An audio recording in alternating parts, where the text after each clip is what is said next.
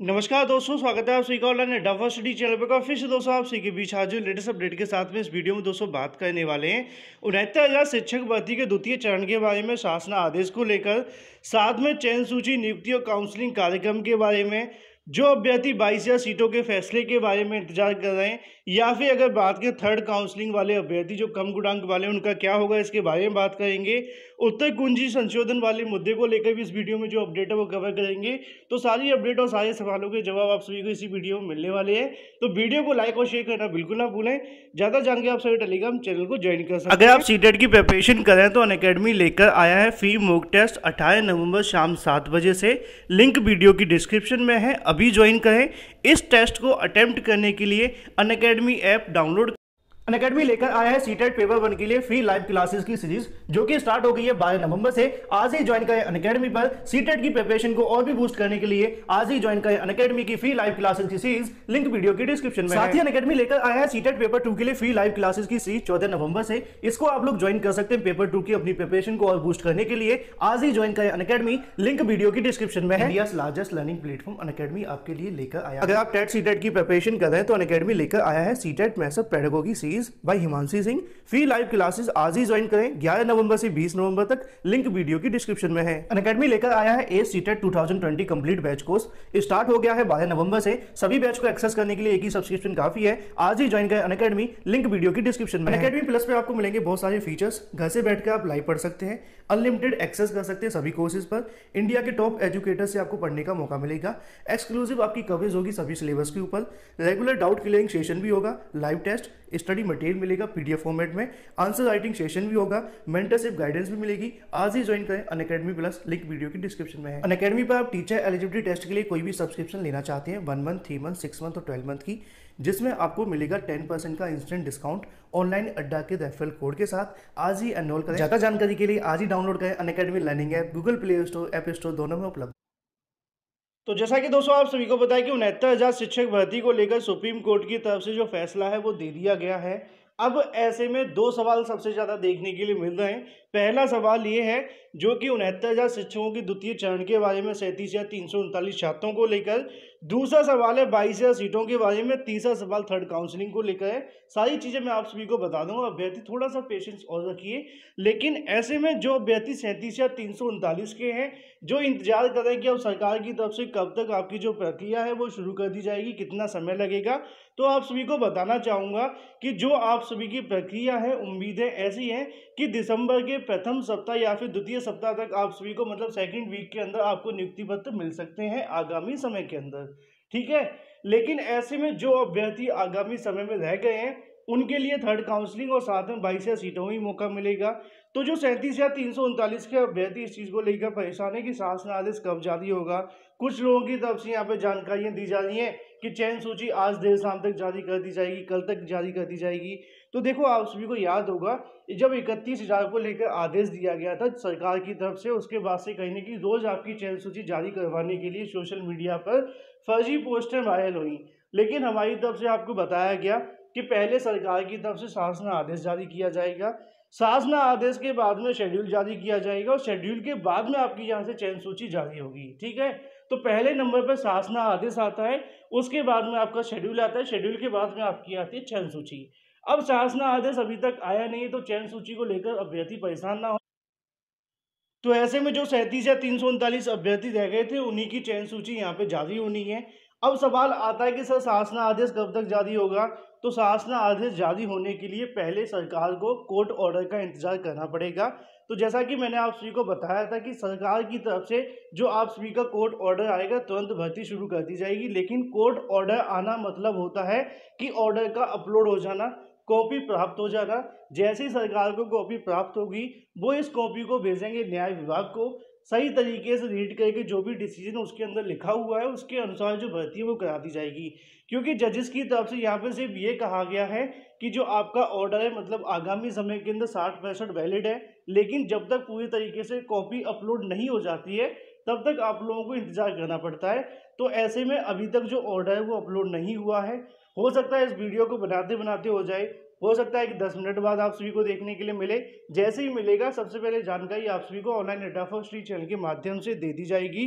लेकिन सवाल ये आता है कि शासन आदेश फिर कब तक जारी होगा। तो जैसे ही आप सभी का जो ऑर्डर है वो अपलोड होगा, ऑर्डर के लगभग 3 दिन के बाद आप सभी को यहाँ से शासन आदेश देखने के लिए मिल सकता है। तो अगर आज आपका ऑर्डर आ जाता है तो मान करके चलिए कि शनिवार तक आप सभी के सामने शासन आदेश आ जाएगा। अगर आज ऑर्डर नहीं आता है तो कल आप सभी को देखने के लिए मिल सकता है ऑर्डर। उम्मीद है वर्किंग डे के अंदर आपका जो ऑर्डर कल देखने के लिए मिल ही जाएगा, अगर आज नहीं आ पाता है तो ऐसे में आपका जो शासन आदेश होगा वो इसी हफ्ते के अंत तक आप सभी को देखने के लिए मिल जाएगा। सवाल है आपकी काउंसलिंग को लेकर, नियुक्ति को लेकर जो भी अभ्यर्थी रह गए हैं उनकी काउंसलिंग अगर हम देखा जाए तो 25 नवंबर के बाद में शुरू होने की संभावना है। 23 तारीख से आपकी जो प्रक्रिया है वो शुरू कर दी जाएगी। तो ऐसे में जो भी जानकारी निकलेगी चयन सूची के माध्यम से या शेड्यूल के माध्यम से आप सभी के सामने रखी जाएगी। तो जो भी अभ्यर्थी शासन आदेश को लेकर परेशान है, पहले कोर्ट ऑर्डर आने तक का इंतजार कर लें। जैसे ही सरकार के पास में पहुंचेगा वहां से आप सभी को जानकारी दे दी जाएगी। वहीं आप सभी की नियुक्ति को लेकर जो सवाल था, जैसा कि मैंने आप सभी को बताया कि दिसंबर के फर्स्ट वीक या सेकंड वीक के अंदर आपको यहाँ से नियुक्ति मिल सकती है। जो आपकी प्रक्रिया होगी संभवतः 23 तारीख के बाद में शुरू करवा दी जाएगी। तो ऐसे में जो 37,339 के अभ्यर्थी रह गए उनके लिए आगामी समय काफ़ी अच्छा होने वाला है। बस ऑर्डर आने तक का आप लोग इंतजार कर लें। वहीं दूसरी तरफ अगर हम बात करें 22,000 सीटों को लेकर, बहुत सारे अभ्यर्थी 22,000 सीटों के बारे में पूछते हुए दिखाई दे रहे थे कि सुप्रीम कोर्ट की तरफ से 22,000 को लेकर क्या फैसला लिया गया है। तो उन सभी अभ्यर्थी को बताना चाहूँगा कि 22,000 का मुद्दा सुप्रीम कोर्ट में लगा था, ऑर्डर रिजर्व किया गया था कट ऑफ मुद्दे के साथ में। लेकिन जैसा कि आप सभी ने देखा कि जज साहब की तरफ से 2 चीज़ें आज सुनाई गई हैं। पहला ये है कि कट ऑफ 60-65 सरकार के द्वारा जो लगाया गया वो बिल्कुल सही है, और दूसरा पॉइंट यहाँ पर यह बताया गया है कि शिक्षा मित्रों को अगली भर्ती के अंदर मौका दिया जाएगा। लेकिन ऐसे में जो 22,000 सीटें थी उसके बारे में कोई जानकारी नहीं दी गई है। तो आप ये मान के चलिए कि 22,000 सीटें जुड़ने की संभावना जो सुप्रीम कोर्ट से लग रही थी वो भी नहीं लग रही हैं। तो ऐसे में अगर कुछ होता तो ऑपरेटिव पार्ट के अंदर बता दिया जाता। लेकिन अभी तक आप सभी को बताएं कि पूरा जो ऑर्डर है वो अपलोड नहीं हुआ है। अगर ऑर्डर अपलोड होगा तो आपको बताया जाएगा। लेकिन अगर 22,000 सीटें जोड़ने को लेकर कोई फैसला लिया गया होता तो यहाँ पे ऑपरेटिव पार्ट के अंदर आपको देखने के लिए मिल जाता। जो भी अभ्यर्थी 22,000 सीटों को लेकर परेशान है वो ऑर्डर आने तक का इंतजार कर सकते हैं। लेकिन ऐसे में जजेस की तरफ से 22,000 सीटों को लेकर कुछ भी नहीं कहा गया है। तो ऐसे में ये तो बात हुई थी 22,000 सीटों के बारे में। लेकिन जैसा कि आप सभी को बताएं अब सुप्रीम कोर्ट की तरफ से जो फैसला है वो आ चुका है कट ऑफ 60-65 को लेकर। इसमें आगामी समय के अंदर जैसा कि आपको पता है 37,339 छात्रों को तो नियुक्ति मिलेगी। लेकिन उसके बाद में कम गुणांक वाले जो अभ्यर्थी हैं जिनको इस भर्ती के अंदर मौका मिलने वाला है, जिनकी मेरिट कम रह गई थी, अब ऐसे में कट ऑफ डाउन को लेकर उनका कई सवाल हैं। तो मैं उन सभी को बताना चाहूँगा थोड़ा सा आप लोग और इंतजार कर लें।